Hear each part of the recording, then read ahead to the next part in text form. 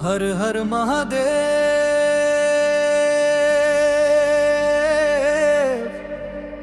बोल बम बोल बम।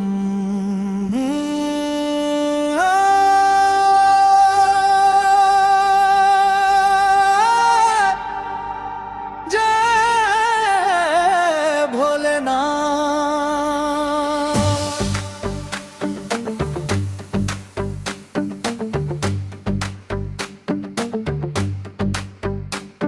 बिन भोले के जीवन अच्छा नहीं लगता।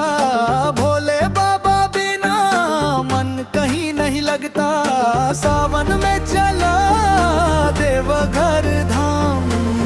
बोल बम गूंजे सुबह शाम।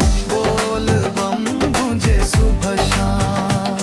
बिन भोले के जीवन अच्छा नहीं लगता। भोले बाबा बिना मन कहीं नहीं लगता। सावन में चला देवघर धाम। बोल बम गूंजे सुबह शाम।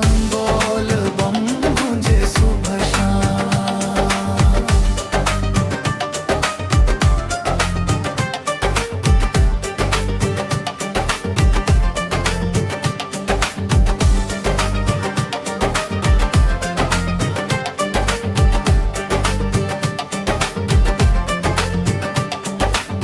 सिर पर कांवर हाथ में गंगा जल। भोले के दर्शन से मिटे सब हलचल। भक्ति के रंग में रंगाइल बामन।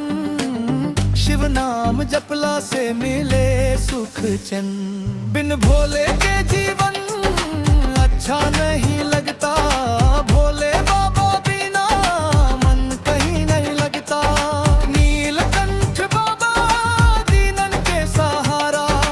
नाम जपते कटे हर अंधियारा। सावन के महीना पावन लागे। भोले के कृपा से किस्मत जागे। हर हर महादेव के जयकारा लगाई। बोल बम बोल के देव घर जाई। भोले बाबा सबके राखे मान। पूरा करे ले हर वन। बोल बम गूंजे सुबह शाम। बोल बम गूंजे सुबह शाम। हर हर महादेव।